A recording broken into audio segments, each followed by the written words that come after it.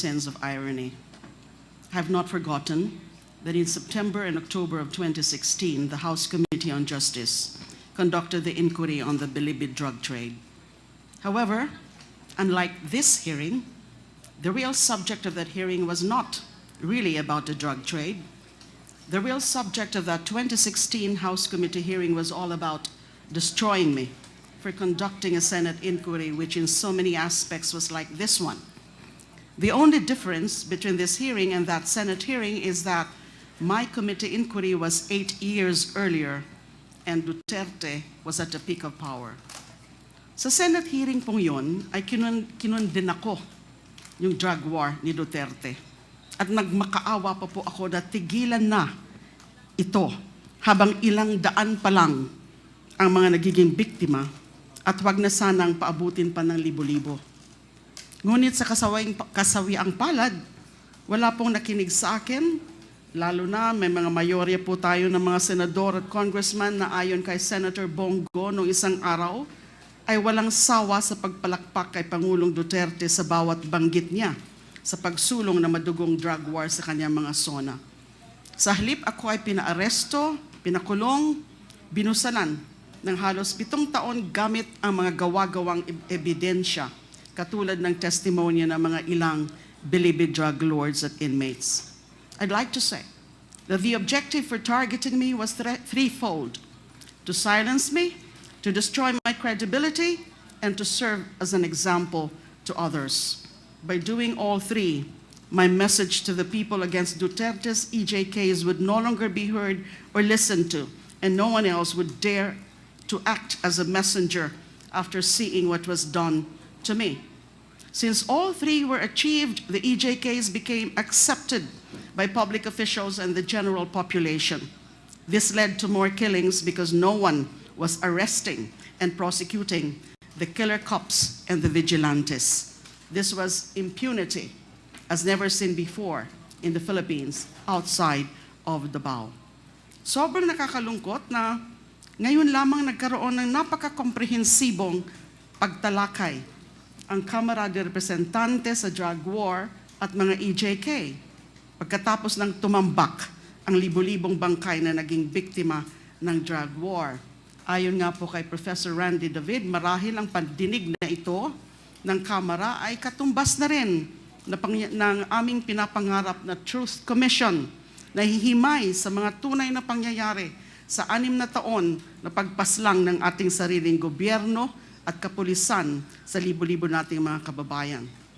But right now, I don't want to discuss it, but my position is that pwede pa sigurong i-consider yung creation ng Truth Commission. At tingnan din ho natin na hindi lang po pagpatay ang naging resulta ng war on drugs ni Duterte. There are also those who were unjustly imprisoned based on planted and fabricated evidence. Ako nga po yung one of the very first victims of that. Ngayon naman po, ito na rin po ang pinatutuo yung sa bagong revelasyon ni Police Colonel Royina Garma nang binulgar niya sa huling hearing ng Quadcom na siya ang inatasan mismo ni Pangulong Duterte na maghanap ng tao sa PNP na maasahan niya sa pag-iimplementa ng drug war alinsunod sa modelong ginawa niya sa Davao City. That's why my presentation, and I'll try to really make it brief, would cover 4 matters, 4 topics. One is the recent disclosure of Kerwin Espinosa. I'd like to comment on that. 2 is the importance of the 2009 CHR investigation of the DDS to the inquiry of this committee. 3 is the revelation of former Police Colonel Royina Garma that the drug war was modeled after the Davao anti-drug campaign. And I'd like also to touch the relevance of Republic Act number 9851 on crimes against humanitarian law, genocide, and other crimes against humanity in enforcing accountability. So ito na po yung aking presentation. Although meron po akong mga i-skip because actually part of my presentation are some videos, but hindi ko na po yon ipapakita because of the limited time. So nung narinig ko nga po yung testimonya ni Kerwin Espinosa last hearing ay it was Senator Bato de la Rosa who ordered him to lie under oath before the Senate in November 2016. Hindi na po ako nagulat doon. Si Kerwin actually already retracted his fabricated testimony against me in April 2022, around the same time that Rafael Ragos, the former Bucor OIC and NBI Deputy Director, also recanted in accusing me of receiving money from Bilibid drug lords. Doon po sa hearing sa Senado ay talaga namang sinabi ko doon na lahat po ng mga sinasabi nila tungkol sa akin, so yung pagiging protector ko daw nung illegal drug trade ni Mr. Kerwin Espinosa ay wala ho yung katotohanan. I vehemently, categorically, and firmly went on record in denying those accusations. Sinabi ko rin noon na yung mga sinasabi nila Kerwin Espinosa, ni Ronnie Dayan, and ni Colonel Espinido ay wala talagang katotohanan. In the first place, hindi nga sila magkakilala. Nauna na nilang sinabi yun before they were presented before the Senate na hindi sila mga magkakilala. Dali lang po. So ngayon po,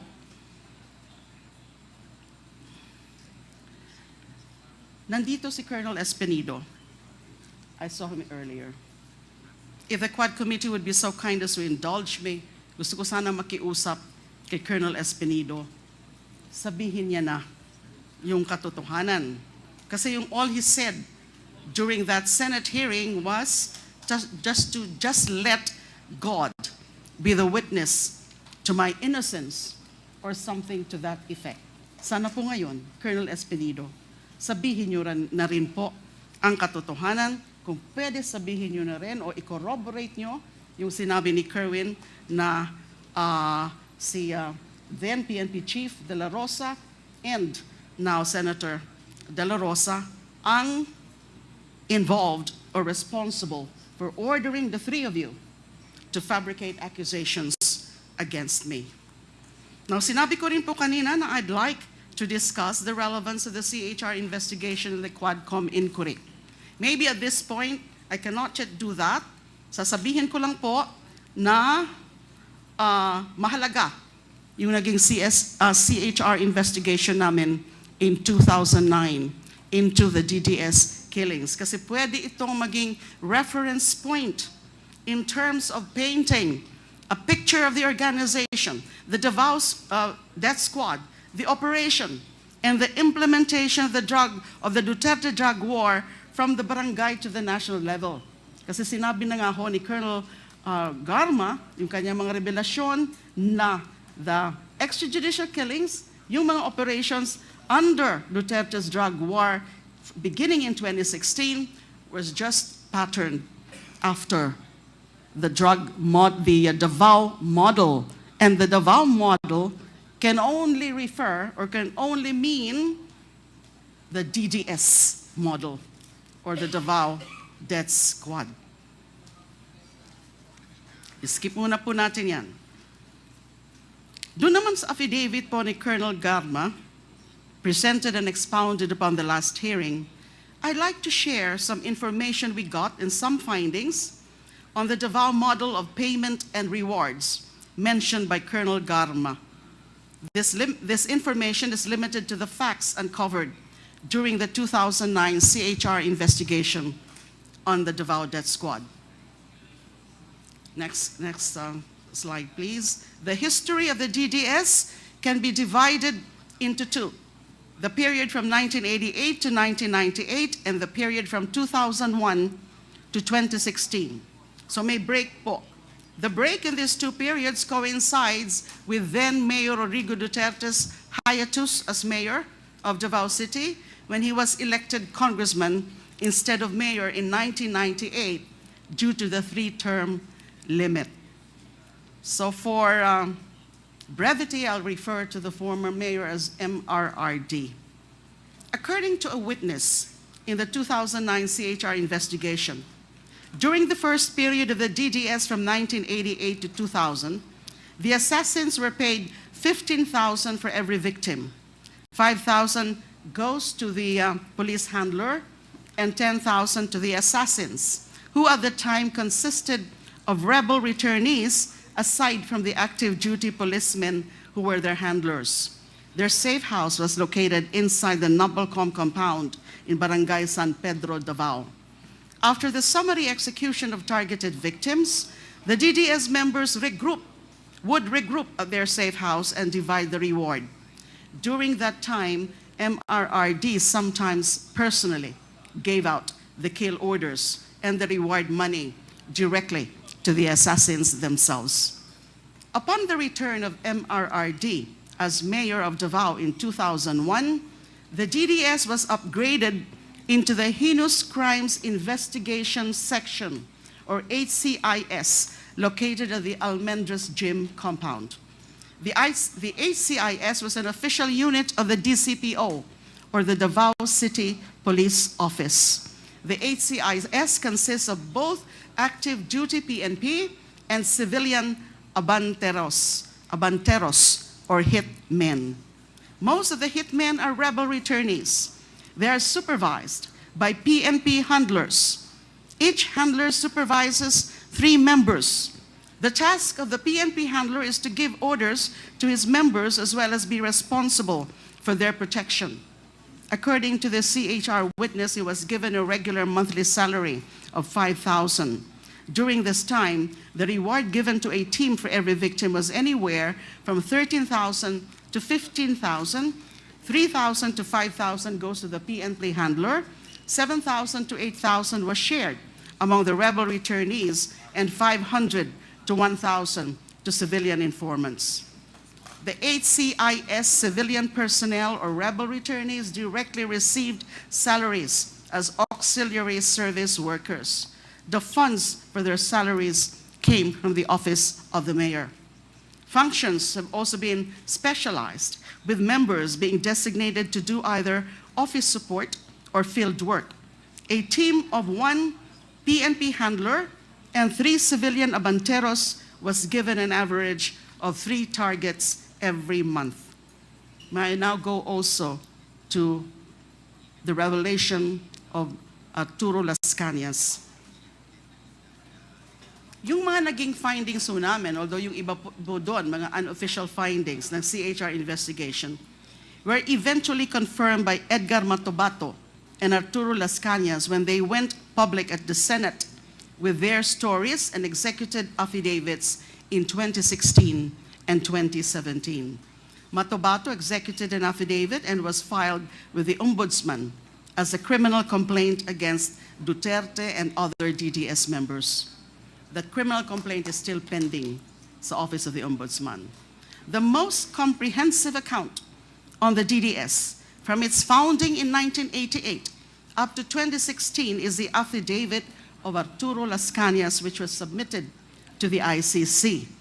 This affidavit consists of 186 pages of gory details on the sociopathic behavior of Duterte as founder and leader of the DDS. Yung 186-page affidavit po yan, actually it was serialized in an investigative or feature story of Rappler in November 2021. Apparently, Rappler got hold of a copy of this affidavit and also the ICC's third agreement on limited use of information dated November 11, 2020.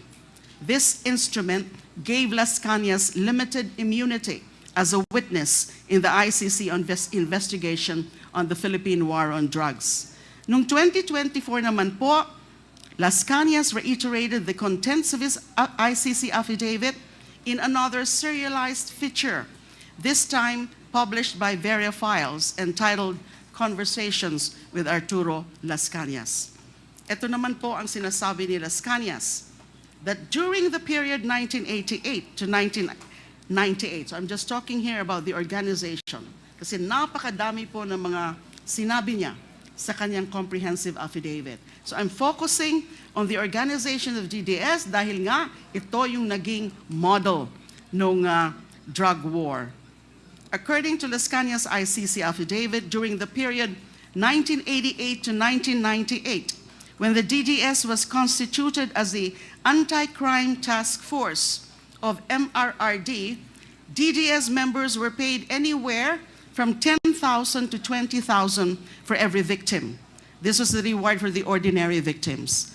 Pag mga matataas naman po, the so-called special project killings, they were rewarded anywhere from 100,000 to 1 million pesos, depending on the status of the target. Civilian hitmen called force multipliers were given 3,000 to 5,000 per victim as their share in this reward. The DDS logistics and finances came from the Peace and Order or Intel Fund of MRRD. This includes weekly gas allowance, monthly cash allowance, and Christmas cash gifts. Skip ko na muna po yung iba. Next slide, please. Lascañas also confirmed the CHR findings on the organizational structure of the DDS under the HCIS, or Heinous Crimes Investigation Section, from 2001 to 2016. And this is as follows. MRRD, alias Superman, as the highest leader and mastermind of the DDS. SPO4 Sanson Benaventura as the logistics, finance, and death clearance feature or officer. SPO3 Arturo Lascañas as overall team leader for operations and planning. SPO4 Bienvenido Laud as team handler and in charge of the Laud Quarry mass grave. And SPO3 Jim Tan as team handler and in charge of the Mandug mass grave. Actually, mas intricate yung inattach ni Mr. Lascañas sa kanyang ICC affidavit about the organizational structure of the DDS. What I just mentioned, I just simplified it to show who are really at the top of the DDS hierarchy. Most of the policemen handlers and their respective teams of civilian force multipliers were under the command of Arturo Lascañas as operations and planning leader of the DDS. So sinabi ko po na that must be the Davao model na binanggit ni Colonel Garma. Finally, by way of just sharing my knowledge, last na po ito, kung pwede po sana. Tungkol na lang muna po sa the law, RA 9851. Kasi hindi po ito masyadong alam ng karamihan. We do have a law entitled An Act Defining and Penalizing Crimes against International Humanitarian Law, Genocide and Other Crimes Against Humanity, Organizing Jurisdiction, Designating Special Courts, and for related purposes. This was enacted in December 11, 2009.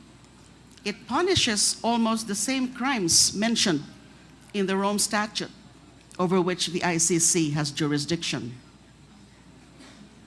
RA 9851 was enacted almost 2 years before the Philippines finally joined the ICC on November 1, 2011, after the Senate ratified the Rome Statute in August 2011. The crime of EJ case carried out by state security forces and their agents in the implementation of the war on drugs fall under the general category of other crimes against humanity under Section 6, which consists of acts committed as part of a widespread or systematic attack directed against any civilian population with knowledge of the attack.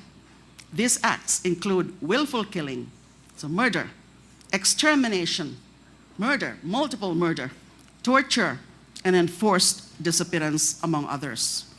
The penalty for the crime of systematic attack against any civilian population resulting in death is reclusion perpetua. It's a non-bailable crime. According to Section 8, a person who orders, solicits, or merely induces the systematic attack on the civilian population and which thereafter occurs or is attempted is liable as a principal. The same applies to anyone who contributes to the commission of the crime by a group of persons acting with a common purpose. Section 9 provides that official capacity as a head of state or government shall in no case exempt a person from criminal responsibility under this act, nor shall it in and of itself constitute a ground for reduction of sentence. The crimes defined and penalized under that law, their prosecution and the execution of sentences imposed on their account shall not be subject to any prescription. Pwede po silang tugusin or tugisin habang buhay. Finally, and this one is important, hindi po ito masyadong napapansin, Section 17 on jurisdiction provides that, quote, relevant Philippine authorities may dispense with the investigation or prosecution of a crime punishable under this act if another court or international tribunal is already conducting the investigation or undertaking the prosecution of such crime. Instead, the authorities may surrender or extradite suspected or accused persons in the Philippines to the appropriate international court, if any, or to another state, pursuant to the applicable extradition laws and treaties. Napakasimple po, sa aking palagay, sa aking pagkaalam, napakasimple po ang ibig sabihin ng batas na ito. Hindi pa tayo miyembro ng ICC o ng Rome Statute, kinilala na natin ang kapangyarihan ng international bodies like the ICC na imbestigahan at litisin ang mga krimeng nasasaad sa RA 9851. Hindi pa tayo miyembro ng ICC, meron na ho tayong general na pahintulot sa anumang mga international body katulad ng ICC na tugisin at litisin ang mga Pilipino na magiging kasabwat sa mga tinatawag na crimes against humanity katulad ng malawakang EJK sa ilalim ng drug war. Hindi pa tayo miyembro ng ICC na ilahad na natin sa batas na yan na kung sakali may international body na nag-iimbestiga ng crimes against humanity, maaari nating isurrender o i-extradite sa international body na katulad ng ICC sa The Hague, Netherlands and mga sangkot sa mga ganitong klase ng krimen. I do recognize, and I think you will agree with me, that it will be totally discretionary on the part of the Philippine authorities. Just like sa mga sa extradition po natin, na pwede natin na isurrender muna, ipaubaya muna in the requesting party, yung isang akusado na covered sa extradition treaty, pero nasa atin pa rin yun kung gagawin natin yun. Kaya ko po to sinasabi, kasi through this law, we have recognized the jurisdiction of the ICC over crimes against humanity committed in the Philippines, even before we ratified the Rome Statute as a binding treaty. Sarili na po nating batas ang nagsasabi na kailangan natin makipag-ugnayan sa ICC kahit noong hindi pa tayo miyembro ng ICC. Lalo na noong tayo ay miyembro na. At kahit hindi na tayo miyembro ng ICC dahil sa makasariling pagkalas ni Duterte sa ICC noong 2018. Para sabihin natin na wala na tayong pakialam sa ICC, kailangan muna nating ipawalang bisa ang batas na ito. However, I respectfully submit, rather than repeal this law, we should now take steps to retract the self-serving act of Mr. Duterte to withdraw from the ICC in 2018. We must return to the fold of the ICC. We must rejoin the community of nations who have recognized the need for an international body of nations who have recognized to go after the perpetrators of the most terrible crimes against humanity, the hostis humani generis, the enemies of humankind. Mga kaaway lamang ng sangkatauhan ang takot sa pagsasanib puwersa ng mga bansa upang matigil ng pagpatay ng walang habas sa ngalan ng Estado. But having said that, I still appreciate so much, many people appreciate so much the efforts of this Quad Committee that can very well be indeed the Truth Commission. Kaya lang tindang natin, yung napaka-komplikado talaga ng usapin ng war of drugs. Kadaming biktima na hindi naman natin pwedeng busisiin lahat for every individual acts of killing. Kundi, dapat anuhin natin, maganda nga yung nangyayari doon sa mga revelasyon ni Colonel Garma, na ganyan yung ginamit nilang model. At tinuturo mismo si Mr. Duterte. So ano lang siya? Supplemental, ano lang siya? It's just corroborating everything else that we know from news reports, from other information, and from yung mga nangyayari beginning in 2016. So I just shared my views on the need to rejoin ICC kasi you can never tell in the future ano man yung resulta ng itong ginagawang investigasyon ng Quad Committee, na in the future we will have another tyrant, another mass killer for a president. So, ganun po ang aking opinion sa bagay na yan. Maraming salamat po. Mr. Chair. Thank you, Senator Leila De Lima, for your sharing with us in the Quadcom your opinion on the very important national issue of extrajudicial killings. So, Clarificatory lang. Congressman Abante, you're now recognized. Former Senator, kailan niyo po itong napag-aralan? Nung kayo po ay CHR pa? CHR pa ho kayo? Opo. I became a CHR chairperson in 2008. Noong 2009 po, sinimulan namin yung investigation into the Davao Death Squad killings. Dahil nga may mga impormasyon po kami noon. And nakita lalo namin yung report ni UN Special Rapporteur Philip Alston and some other reports like the one issued by the Human Rights Watch. You can die anytime. The title of that is You Can Die Anytime, referring to the killings under this group, which are now euphemistically called the Davao Death Squad. Kaya lang po, if I may say so, na yung aking pong termino or yung aking pag-upo bilang CHR chairperson hanggang 2010 lang po. Dahil in 2010, na-appoint na po ako as Justice Secretary ng dating Pangulong Noynoy Aquino. So pinagpatuloy niyo po ba yung investigasyon nung kayo Secretary of ng Justice Department? Konti lang po yung mga nagawa ng DOJ nung Secretary na po ako. Although si Matubato, sumipot po siya, at we gave him, the DOJ gave him witness protection. Kaya lang, nung uupo na po in 2016, yung dating Pangulong Duterte bilang Pangulo ay umalis na po siya sa Witness Protection Program. Yun po ang pagkakaalam ko.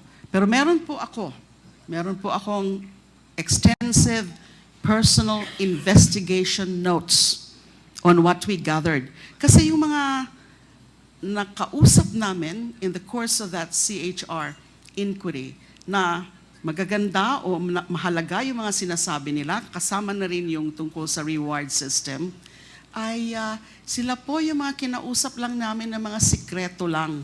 Kasi ayaw nilang humarap doon mismo sa open public inquiry ng CHR marami in ho kayo 2009. nakausap. About, if I'm not mistaken, it's about 5 of them. At in-interview lang namin sila. Kasi sa karamihan sa kanila ay hindi naman ayaw pong mag-execute ng formal affidavit, but we interviewed them. That's why I took down notes, personal notes, and gumamit nga po sila ng mga aliases. Maaari niyo po bang isubmit ang inyong finding sa committee? Yes, I can share with this committee my personal investigation notes on the conduct of the CHR inquiry. Kasi pag alis ko nga po, wala pa yung resolution. Later on, the CHR under new leadership came out with a resolution. I think that was in June of 2012. Okay, Mr. Chair, did you also submit that to the ICC? The, Your findings, my personal notes, I think I have. My personal notes, at meron pa ho ako mga iba na mga shinare with the ICC. One last question, Mr. Chair. I would like to refer to Colonel Espinido. You were directly mentioned by the former senator. So will you please answer her now on that issue? Are you corroborating with the former senator on this, or? Good morning, Your Honors, Mr. Chair. Good morning, ma'am. For me, as Chief of Police at that time in Albuera, I am one of endorsing the complaint to the DOJ. One of those names is Ma'am Leila De Lima for the affidavit that was already made by Mayor Espinosa together with his lawyer, Villarino. So as Chief of Police, I am one who endorsed that complaint to the Ombudsman. But for me, as I remember when we talked with Ma'am De Lima in the Senate, that I'm telling her that, Ma'am, the truth will set you free. Because for me, I am innocent for that. As just only a Chief of Police who endorsed the complaint to the DOJ. But yung knowledge talaga, sir, hindi ko alam kung totoo na siya involved si ma'am. No? As being Chief of Police lang, na yun talaga ang procedure na mag-endorse kung may mga complaint. Pero I believe at the time, Your Honors, Mr. Chair, na kinausap na si Mayor Espinosa kung nalaman naman ng buong mundo na si Mayor Espinosa was already there in Kamkrami to Sirbato for surrender. So pag turnover niya sa akin, dala na yung mga statement na ganon.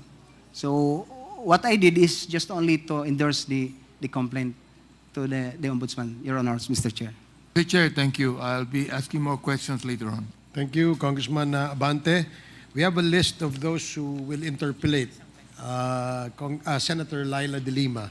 And the first to interpolate is Congressman Raul Manuel. You are recognized. You have 10 minutes. Thank you, Mr. Chair. Good morning po sa fellow members ng Quadcom, sa mga resource persons din po natin. Mr. Chair, nabanggit po ni Senator Leila De Lima na ang leader mismo ng Davao Death Squad ay mismo yung dating mayor din, Mayor Rodrigo Duterte.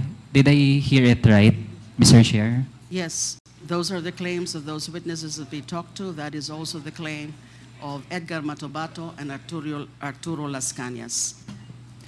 At Mr. Chair, siya po yung merong alias na Superman bilang leader ng Davao Death Squad. That is correct. Mr. Chair, given na meron ngang mga rewards doon sa mga napapatay na mga suspects or involved di umano sa drug trade, Mr. Chair, ano ang source nitong binayad doon sa mga kasama yung mga informants, yung mga civilian na mga force multipliers, pati sa mga assassins? Nabanggit ko po yan sa statement ko kanina o sa presentation ko kanina na meron nang gagaling from the Office of the Mayor itself, the intel funds from the Office of the Mayor. The DDS logistics and finances came from the Peace and Order or Intel Fund of MRRD. That's according to the CHR witnesses and also from Lascañas ICC affidavit. Mr. Chair, may we get once again yung breakdown, ano-ano po yung mga pwedeng pinagpuntahan nitong intelligence funds? Halimbawa, as mentioned, meron pong pati mga Christmas gifts dun sa mga police na aktibong nagpatupad ng ganitong tipo ng giyera kontra droga. Yes, yung nasa isang slide kanina, yung according to the CHR witness, kung ilan yung amount, kung magkano yung amount for the 1988 to 2000 period. Kasi sinabi ko kanina na actually 2 periods yung DDS, 1998 to 2000, then 2001 to 2016. Nagkaroon ng break nung naging congressman yung dating mayor.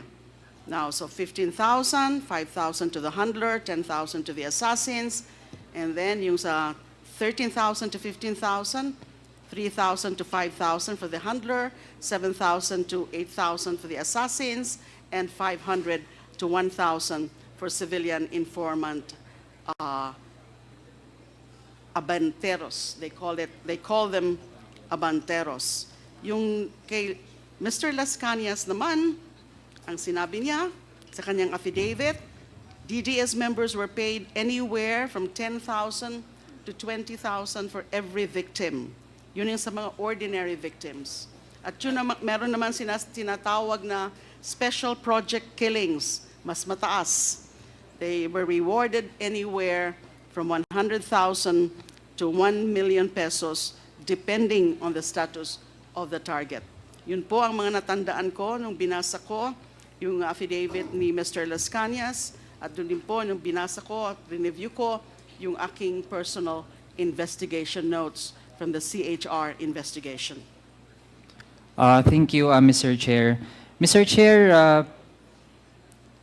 merong nabanggit din na merong weekly gas allowance. Bahagi po ba iyon ng bayad sa mga pulis na nagpatupad ng Davao level war on drugs? Merong weekly gas allowance, may Yes. bukod pang cash allowance, tsaka Yes. Christmas gifts. According to Mr. Lascañas, this includes weekly gas allowance, monthly cash allowance, and Christmas cash gifts. Mr. Chair, ano po ang pagtingin ng ating resource person, Senator Leila De Lima? Kasi kung ang nabanggit ni Colonel Garma ay pinatupad ang Davao model from ang scope lang ay sa Davao City at ginawa itong isang nationwide na drug campaign. At ang source ng funding para dun sa rewards, Mr. Chair, ay ang intelligence fund sa Davao City. Posible po ba na ang ginamit din dun naman sa nationwide na war on drugs ay ang intelligence funds, pero this time ay yung intelligence funds ng Office of the President? Mr. Chair, Your Honors, the possibility is always there, but I have no knowledge about that. I don't know that.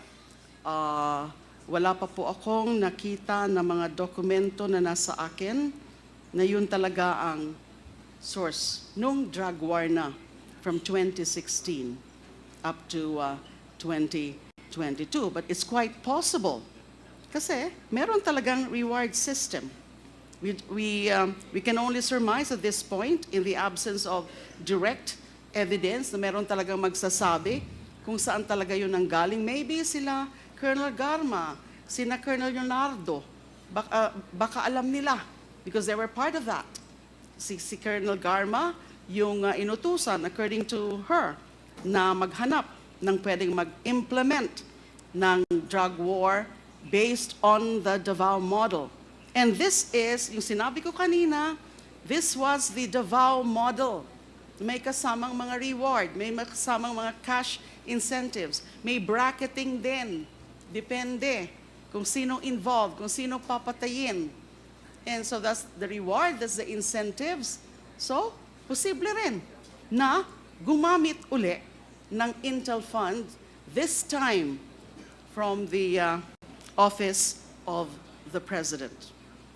Thank you, Mr. Chair. Before I proceed sa iba kong tanong, dahil Mr. Chair, kung doon pa lang sa unang taon ng pagpapatupad ng war on drugs sa ilalim ni former President Rodrigo Duterte, doon sa Committee on Human Rights, nakuha nating figure at mismo ay yun pa yung sinight na accomplishment sa report ng Presidential Communications Office ay umabot sa nasa ilang tens of thousands. Kung ang iti-take nating figure, Mr. Chair, ay 20,000, kasama doon yung mismo ay confirmed na police yung pumatay, tapos maging yung mga vigilante killings, Mr. Chair, na ang pumatay ay pwedeng hindi kilalang mga tao, pero bahagi yun ng tinuturing na tagumpay, di umano, ng war on drugs. Kinompute kasi natin, Mr. Chair, kung 20,000, doon pa lang sa time frame na yon, 20,000 na yung mga napatay.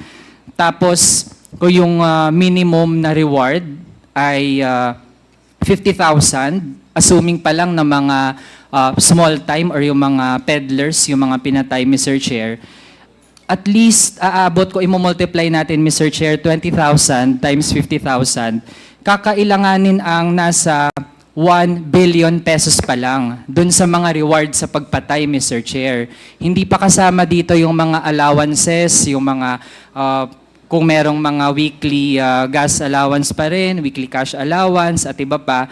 Sa rewards pa lang, Mr. Chair, sa ganong time frame, 1 billion pesos na ang kailangan. Pero Mr. Chair, kung ikukumpara kasi natin sa intelligence funds pa lang ng PNP, and let's take yung first year ng Duterte administration, ang intelligence funds ng PNP noong 2017 ay nasa 468 million pesos lamang, Mr. Chair. Walang kalahating bilyong piso ang intelligence funds ng PNP.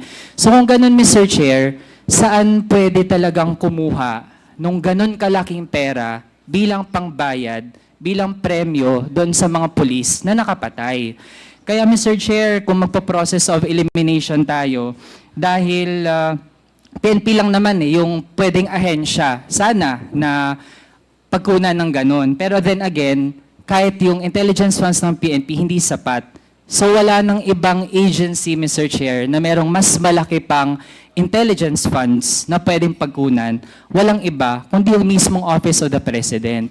Lalo na kung itutugma din natin yan dun sa mga testimonya na merong mga taga-presidential management staff na bahagi rin nung channel, nung reward system na ito mula sa presidente patungo sa mga kasunod na mga level ng mga police officers, maging si Senator Bongo, si PNP Chief Bato de la Rosa, at iba pang mga dating opisyal under the Duterte administration.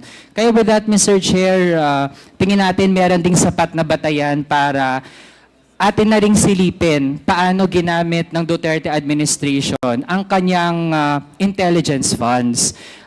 Darating din sa punto, Mr. Chair, na dapat ay mag-issue na rin tayo ng subpoena ducis tecum sa mga dokumento na sinubmit ng Office of the President to COA, to the Commission on Audit, para talaga mabusisin natin kung ano yung naging justifications for the use of intelligence funds by the Office of the President under Rodrigo Duterte.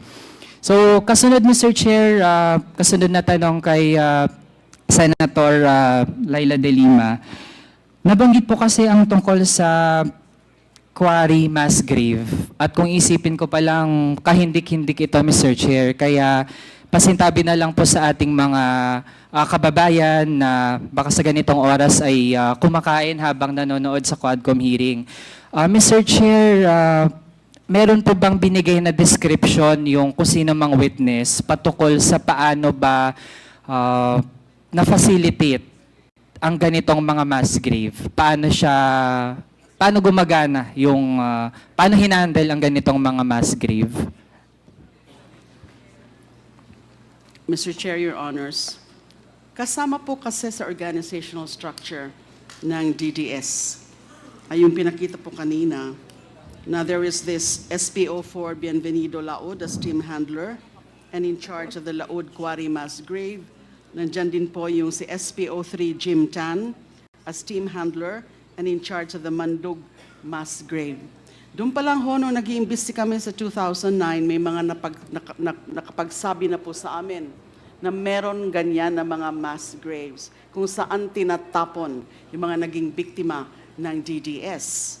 Now, sinubukan ho namin na puntahan yung sa Laud Quarry. Kaya lang, nung pagdating po namin doon, mukhang hindi ho namin naabot yung exact location kasi the Laud property is a hilly part, medyo ano po yun, parang hill, and then akala namin hanggang doon lang at a certain point, nakakita kami ng ilan-ilan, konti lang, na human remains, skull, pero we learned later na hindi naman pala doon yung mga talagang mass grave of that property. It was in a higher portion of the Laud property, na nandun nga daw po yung karamihan ng mga tinatapon nila na mga pinatay. So there are actually several mass graves from various sources, yung Laud, and then yung Mandug mass grave, and then meron din ho sa Samal Island. Yun po ang mga informasyon na nakuha namin. So we actually applied for search warrant. But then, nag-quinash ho ng isang RTC of Manila or Quezon City, I'm not sure anymore. Later, na reverse yung quashal of the search warrant ng Court of Appeals. And then eventually, the Supreme Court in 2014 affirmed the validity of the search warrant or affirmed the decision of the Court of Appeals. Kaya lang, wala na hong naging follow-up implementation of the warrant of arrest, either by CHR or by PNP, because I think because by 2014, insofar as CHR is concerned, its investigation closed already when it submitted or issued its resolution of June 2012. So hindi na po na-follow up yung ano sana ng mga mass graves na yan. Mr. Chair, may nabanggit na tatlong location ng mga mass grave. Doon sa course ng investigation ni Senator Leila bilang dating chairperson ng Commission on Human Rights, meron po bang credible estimate kung ilan itong mga mass grave na ito na siyang facilitate ng Davao Death Squad bilang bahagi ng war on drugs? It was difficult to really determine with to come up with a credible figure. Ang natatandaan ko po, yung si Edgar Matobato, meron din po siyang sinabi tungkol dyan. I'm not sure if he actually mentioned any number with respect dun sa mga alam niya, na mga linibing nila. In fact, in some of those, participant talaga siya sa paglilibing, kasama yung mga iba pang miyembro ng DDS. So I have to check from Mr. Matubato's affidavit, and also his testimony before the Senate, kung meron siya talagang nabanggit na estimate of the number. But again, I think it would be difficult really na makuha natin kung ilan talaga yung mga linibing doon. Thank you, Mr. Chair. Pero Mr. Chair, at least, so far alam natin, merong at least 3 na mga mass grave. Tama po ba? Yes. Thank you, Mr. Chair. Kasi Mr. Chair, isipin pa lang natin, kahit nga isang mass grave pa lang ay sobrang heinous na ng kung sino man yung mga gagawa ng isang ganong bagay. Tapos doon lang basta-basta magtatambak ng mga bangkay ng mga tao na merong mga pamilya, 'di ba? Merong mga pinanggagalingan din, merong mga gusto sanang gawin sa buhay pero napatay na lang ng gano'n na lamang. Mr. Chair, meron po ba kahit isa lang doon sa mga bangkay mula sa mga mass grave na na-retrieve pa para maibalik sa kanilang mga pamilya? Wala po ako matandaan. At Mr. Chair, meron din bang mga pamilya na lumapit sa CHR dahil ang suspecha po nila ay dahil hindi na nila mahanap yung kanilang mga pamilya, sila po ay nag-isip na baka nasa mass grave na yung bangkay ng kanilang mga kamag-anak. May ganun po bang mga instances? Wala po akong ma-recall if there are really families ng mga victims sa DDS killings na lumapit sa CHR para hanapin yung kanilang mga bangkay.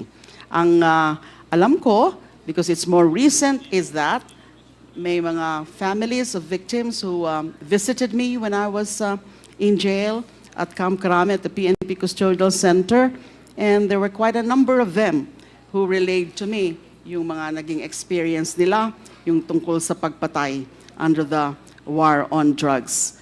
But as to the mass graves, again, I will have to review my personal notes. Comprehensive po yung aking personal notes, and I'll have to check that out. Mr. Chair, Your Honors.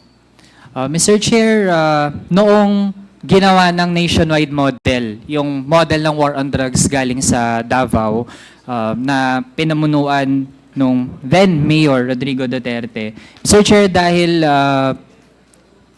I would assume na hindi na ganun kadaling mag-set up ng mga mass graves, lalo na kung ginawa halimbawa yung Oplan Tokhang sa mga urban centers. So, in that case, ay based dun sa initial investigations nung si Senator Leila De Lima ay nag-lead na po ng isang komite sa Senado, ano na po yung kadalasang paraan para ma-dispose yung bangkay ng mga naging biktima, no? Kahit ng mga innocenteng biktima ng war on drugs? Siyempre yung mga sa salvaging. Pero alam niyo po about the Senate inquiry. I was the chairperson of the Senate Committee on Justice and Human Rights, but I was able to preside or conduct only an inquiry for 3 hearings. Kasi po after the 3rd hearing, kung saan prinisenta ko po si Edgar Matobato, ay inalis na po ako bilang chairperson of that committee by the majority of my colleagues then. So iba na po yung nagpatuloy. Because in that Senate inquiry, gusto ko sana talagang tukuyin na yung mga killings na yan, starting in 2016, are really state-sponsored or state-inspired. Kaya lang, as I would remember, may naka-ready actually na about 13 CHR witnesses from the CHR na pinovide sa Senate Committee on Justice and Human Rights. Pero 2 pa lang po yung na-present ko, and also si Mr. Edgar Matobato, but I was already ousted as a CHR chairperson. Now, after the 3rd hearing, what I recall is that 3 more hearings were done under a new chairperson. Pero it was abruptly terminated kasi they did not even call the other available CHR witnesses na ready sanang i-present before I was ousted as CHR chairperson. They did not even present them. So ang nangyari, they issued the findings, the resolution, and one of the core finding is that there's no evidence that the killings at that time were actually state-sponsored. Something that I wanted to prove sana kung hinayaan lang po ako. Although of course I could understand that perhaps it was such a tough job, a tough challenge for me to prove it. Especially that nandyan pa yung dating Pangulo sa poder, na nahihirapan pa na talagang kumuha ng mga iba pa, ng mga witnesses, especially from within. Hindi katulad po ngayon na naglalabasan na po sila. May mga insiders na po na sinasabi na kung ano yung mga nalalaman nila, but not during that time. Pero I wanted to do it. After sana the presentation of those CHR witnesses, these are individual accounts of individual cases of summary execution during operations, yung mga sinasabi nilang nanlaban, pero hindi naman pala nanlaban. I was also looking at the medical certificates, the various medical certificates that we got. Marami po yun. At ang dami talagang mga kaduda-duda doon. And of course, we summoned then PNP Chief Bato de la Rosa and other officials of the PNP, but they were all denying that these are the workings of PNP forces or that these are cases of EJKs and let alone state-sponsored killings. So yun po. So nothing came out. It was Kindly- almost a whitewash. Kindly wrap up, please. Yes, huling topic, Mr. Chair, since na-present din ang relation ng ating local law dun sa ICC or yung International Criminal Court.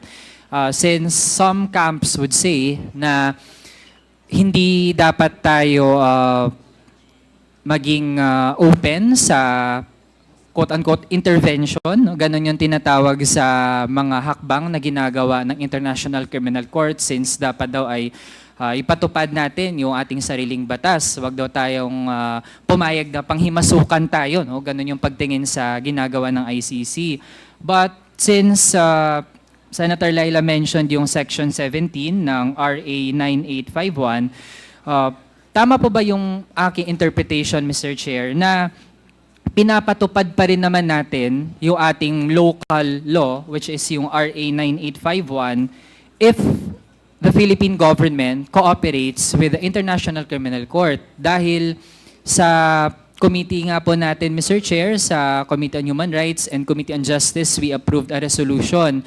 We are urging, as part of the legislative, we are urging the executive na mag-cooperate sa ICC when it comes to this war on drugs. So, ibig sabihin, Mr. Chair, we are not surrendering our sovereignty. We are actually implementing the intent of our domestic laws kapag mag-cooperate ang Philippine government sa ICC. Tama po ba yung aking pagtingin, Mr. Chair? Tama po yan, Mr. Chair and Your Honors. Dahil nga nandyan ang batas. In fact, nauna pa yan, 2009, before the Senate ratified the Rome Statute. But yung Rome Statute po was signed as early as 2000. I was just reminded by Attorney Conte earlier that it was actually signed by the former President Erap Estrada. Kaya lang, the ratification took some time. So it was only in 2011. But before that, pinasa nga itong RA 9851. And sa pagbabasa ko nga po ng mga provisions ng 9851, it is as if those who pushed for that are actually anticipating that there would be an international body that would be coming in or would be involved in the investigation of crimes that would fall under any of those crimes cognizable by ICC, including crimes against humanity. Kaya nila siguro pinasok yung Section 17 na yan. Malinaw sa akin na kahit may investigasyon tayo dito, pwede pa tayong makipag-cooperate. And there's nothing in the Rome Statute which says, except the complementarity principle, na ang hinihintay kasi ng ICC ay yung genuine investigation focusing on those with the highest or the greatest responsibility. If I may just quote from the ICC pretrial chambers decision in January 26, 2023, decision authorizing the resumption of the investigation. Ang naging conclusion nila, kaya they ordered for the resumption of the proceedings of the ICC investigation at dinismiss nila yung appeal ng Philippine government. And I quote, "The domestic proceedings in the Philippines do not sufficiently mirror the expected scope of the court's investigation since they only address the physical low-ranking perpetrators and at present do not extend to any high-ranking officials." Further, the ICC pretrial chamber said, "The chamber finds that the PH has failed to demonstrate that the Philippines has failed to demonstrate that it has conducted relevant investigations and prosecution with respect to 4 issues." This was in 2023, as I said, ito yung decision nila authorizing the resumption. Number 1, the alleged killings in Davao from 2011 to 2016, which is within the duration of the ICC investigation. Pwede lang kasi mag-imbestiga yung ICC from yung sa 2011 up to 2019 when the withdrawal became effective. Number two, crimes other than murder committed in connection with the war on drugs. Three, the killings outside official police operations, meaning yung mga riding in tandem, yung mga hindi natin sigurado kung mga police ba yan or are these agents of police officers, yung mga assassins. And number four, and this is very important, the responsibility of individuals beyond the physical perpetrators of the alleged crimes. So ang hinihintay nila, yung mga tunay na investigasyon targeting or involving yung mga nasa taas, beginning with the former president, who is clearly the mastermind as he induced the killings. And that is becoming clearer and clearer as nakikita natin dito sa na mga lumalabas sa Quadcom hearing. Then that is the complementarity principle. Since hindi pa nila nakikita may tunay na investigasyon, and when they say investigation or proceedings, they are clearly referring to criminal proceedings. So ito pong magiging resulta ng Quadcom. Fine, I think we can be hopeful and optimistic na may mga lalabas. Pero later po, o may lalabas na resolusyon na can also categorically identify yung mga nasa taas based on the evidence na makakalap o kinakalap na ngayon ng Quad Committee. But later, kung hanggang doon lang po at hanggang doon lang yung mga gagawin din ng Kongreso, because ang mandato ng Kongreso is, in aid of legislation to enact laws, it could only recommend to the other relevant agencies and offices kung ano pa mga dapat gawin, including the investigation. Kung wala talaga yung investigasyon na yan, hindi po natin pwedeng pigilan ang ICC. Because yun na yung sinabi nila. Kasi hindi pa naman talaga tina-target, puro lang sa low level. Tsaka yung ICC is not actually focusing on the low level. It's not possible for them to look into each and every case of killings under war on drug. Kaya dun sila nakatuon sa mga those with the greatest responsibility. So, Okay, yun po. so to wrap up, Mr. Chair. This is your last question, Congressman Yes. Manuel. Thank you. Yes, just a closing manifestation, Mr. Chair, na batay dun sa mga narinig natin, habang yung mga nasa tuktok kasi dati na ngayon ay dapat sanang sumagot sa mga tanong natin, ay naghahanap ng iba't ibang paraan para makaiwas o parang nakipag-patintero tayo sa kanila, Mr. Chair. Kaya sa totoo lang, dapat ay ma-exhaust natin yung iba't ibang mga paraan para talaga maisulong yung hustisya para dun sa mga naging biktima ng extrajudicial killings. At bahagi niyan, Mr. Chair, habang meron tayong mga ganitong investigasyon, actually, yung pagsulong din ng investigasyon ng ICC, it complements our efforts dito sa bansa natin. And also, Mr. Chair, yung fact din na dahil nga mula sa Davao ay in-apply on a nationwide scale kung ano yung kanilang approach dun sa Davao at intelligence funds yung ginamit nila doon, we also observe a pattern, Mr. Chair, na from just 250 million pesos na level ng intelligence funds for the Office of the President, lumobo pa ito to 1.25 billion pesos.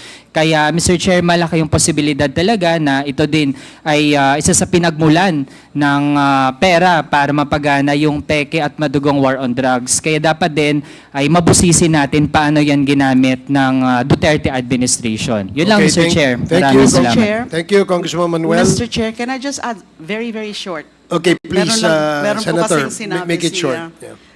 Honorable Manuel. Isa pa ho sa sinabi ng ICC pretrial chamber in concluding na it does not sufficiently mirror their investigation, itong mga proceedings, whatever proceedings were being conducted as of 2023.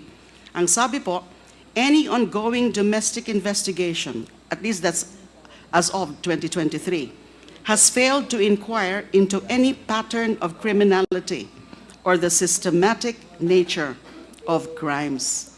So gusto po yan i-establish ng ICC. Dahil hindi pa nila nakita yan sa mga investigasyon dito. The pattern of criminality or the systematic nature of crimes o yung state policy angle. Yun po ang dapat tingnan din. Okay, thank you. Po. Thank you, Senator De Lima. Before we proceed with the next interpellator, let me remind the honorable members of the committee that we have invited several resource persons for today's committee hearing. And as much as we would like to ask questions or interpellate our resource person, former Senator Leila De Lima, there are other equally important resource persons that we have invited with regard to the issue of EJK. So if I may request the honorable members to shorten our questions, we will have several opportunities because this is not the first and the last that we will invite Senator Leila De Lima. There will be several opportunities for all of us to be able to ask questions on the issue. Now, the next interpellator is Congressman Rog Gutierrez. You have 10 minutes, and please shorten our interpellations. Thank you. Thank you, Mr. Chair. Mr. Chair, I'll just be directing my questions to the former Senator De Lima, and I'll try to make it quick, Mr. Chair. To the Chair, most respectfully, just to give us a background po, no? Kasi I'm sure we'll have more opportunities in later time, but just to lay the base for the interpellation that we're having, for the inquiry that we're having, could you please give us a background through the Honorable Chairman of your service? Because as I understand, you were previously chairwoman for the CHR, is that correct? And after that, you were the secretary for the DOJ from 2010 to 2015. Yes, Mr. Chair, Your Honors. And then senator from 2016 to 2022. Yes, sir. Prior to your stint as in the CHR, may we know of your track service po in relation, anything that would be relevant to the investigation on the EJK? My first government service was as CHR chairperson. Before that, I was a practitioner, an election law practitioner. Actually, I didn't have any background in human rights before I was appointed by the former President Gloria Macapagal Arroyo as CHR chairperson. So I was an election law practitioner. So that was my area of expertise. Very limited lang po yung exposure ko ng human rights before I joined the Commission on Human Rights. Thank you, Mr. Chair. Given that background, I guess for the purposes of our inquiry on EJK, it would be appropriate to limit the interpellation for the years 2018 up to the up to now, since she still is espousing this as her advocacy. So, Mr. Chair, maybe ask just to clarify, during your stint at the CHR in 2008 to 2010, this was when you started the investigation into the Davao Death Squad. Yes, Your Honor, 2009. 2009. And what is the result of this? How do you call this? Is this an inquiry? Is this Yes, it was actually a public inquiry. We held several public hearings right there in Davao City. In fact, one of the resource persons that we summoned, and the very first resource person that we summoned was then Mayor Rodrigo Duterte. We also summoned some other officers, especially in the police force and barangay captains, etc. Now, I was saying earlier that yung mga nakausap kasi namin ng mga insiders, kasi at that time, hindi pa namin nakausap sila Matubato and si Lascañas. Their names were already mentioned, but we never met them before. Nung sa Senate inquiry na lang sila lumabas. So, yung sabi ko po kanina, nahirapan nga kami nung una because we have to really hold very discreet and mga nagtatago kami nun whenever we were interviewing these witnesses, and we have to use aliases. Of course, they gave us the names, the true names, but they said they should not be revealed, their true names. So, natapos namin yung hearings, but hindi ko na po natapos yung pinaka-report because I was already appointed as DOJ Secretary. Although, as I said, I do have with me the personal investigation notes, which I actually shared with the CHR, yung pagkakatanda ko po noon. And the CHR later came up with this resolution in June 2012. Meron din po sila mga findings doon. But yung iba po, marami po doon sa mga personal investigation notes na hindi na po nila nasama dun sa CHR resolution. I have no personal knowledge about the deliberations of the CHR and bank nung wala na po ako. Which resulted in their Senate, in their resolution issued in June of 2012.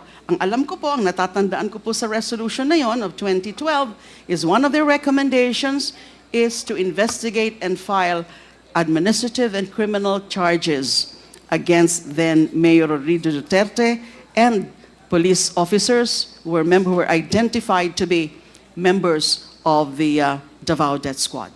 Thank you. Mr. Chair, so from 2008 to 2010, your stint as chairperson 2008. 2008 to 2010, you started the investigations. You've had a few public hearings. You were not around for the resolution. But the resolution in June 2012, there was one of the recommendations was to start an investigation. This was at the time that you were already Secretary of Justice, is this correct? Yes, Your Honor. Did you start any investigation in relation to the filing of this resolution? The resolution was directed also to the Ombudsman and also to investigative agencies to conduct further investigation. I gave instructions to our NBI to follow through with the findings. Although my information then was that nahihirapan din sila. They could not even trace those witnesses anymore. So, si Matubato nga po, even if he was covered under the Witness Protection Program, eventually he left dahil hindi pa naman natapos yung investigation na yung supposedly follow-through investigation din ng NBI. Thank you. Mr. Chair, and just for the record, since 2012 and the stint was over by 2015, in a span of 3 years, I understand it would be hard to really ready a case and it would have spilled over. However, Mr. Chair, just a quick question. Yung personal notes po that you mentioned and that you submitted to the ICC, is this an official document? It's a personal investigation notes because it contained the facts, the information that we got from several witnesses.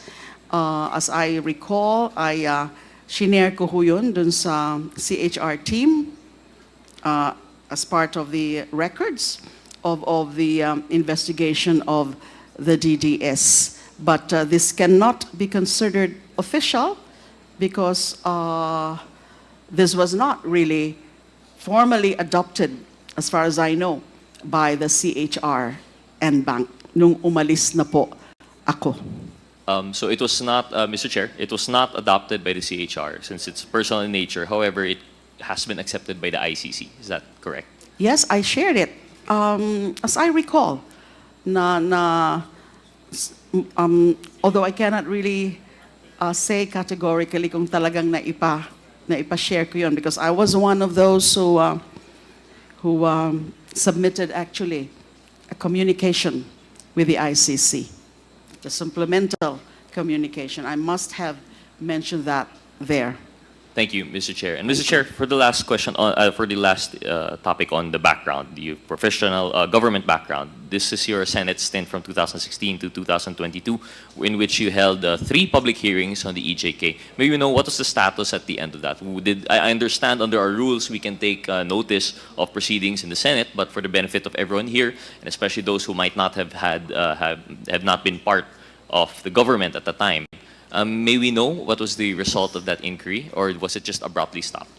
The Senate Committee on Justice and Human Rights, chaired by another senator, because I was no longer the chair, issued a resolution, I think, if I'm not mistaken, December of 2016.